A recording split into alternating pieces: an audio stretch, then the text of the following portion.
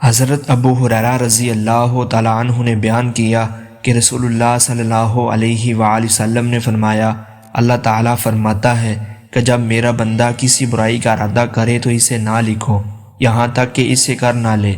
جب اس کو کر لے پھر اسے اس کے برابر لکھو، اور اگر اس برائی کو میرے خوف سے چھوڑ دے تو اس کے حق میں ایک نیکی لکھو، اور اگر بندہ کوئی نیکی کرنی چاہے تو اس کے لیے ارادہ ہی پر ایک نیکی اس کے لیے لکھو۔ حضرت ابو ذر رضی اللہ تعالیٰ عنہ کہتے ہیں کہ میں نے نبی اکرم صلی اللہ علیہ وآلہ وسلم سے عرض کیا، ایک شخص اللہ تعالیٰ کے لیے کوئی کام کرتا ہے تو کیا اس کی وجہ سے لوگ اس سے محبت کرنے لگتے ہیں؟ آپ صلی اللہ علیہ وآلہ وسلم نے فرمایا،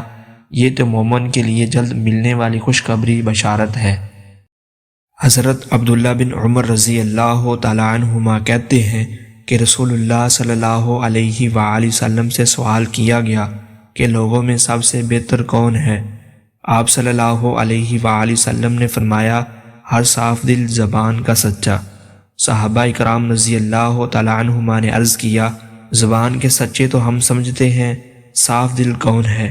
آپ صلی اللہ علیہ وآلہ وسلم نے فرمایا، پرہیزگار، صاف دل جس میں کوئی گناہ نہ ہو، نہ بغاوت، نہ کینہ، نہ حسد۔ حضرت ابو ذر رضی اللہ تعالیٰ عنہ کہتے ہیں کہ رسول اللہ صلی اللہ علیہ وآلہ وسلم نے فرمایا، میں ایک ایسا کلمہ جانتا ہوں، راوی عثمان بن ابی شعیبہ نے کلمہ کی جگہ آیت کہا، اگر تمام لوگ اس کو اختیار کر لیں تو وہ ان کے لیے کافی ہے۔ صحابہ اکرام رضی اللہ تعالیٰ عنہما نے کہا، اللہ کے رسول کون سی آیت ہے؟ آپ صلی اللہ علیہ وآلہ وسلم نے فرمایا، وَمَن يَتَّقِ اللَّهَ يَجْعَل لَّهُ مَخْرَجًا،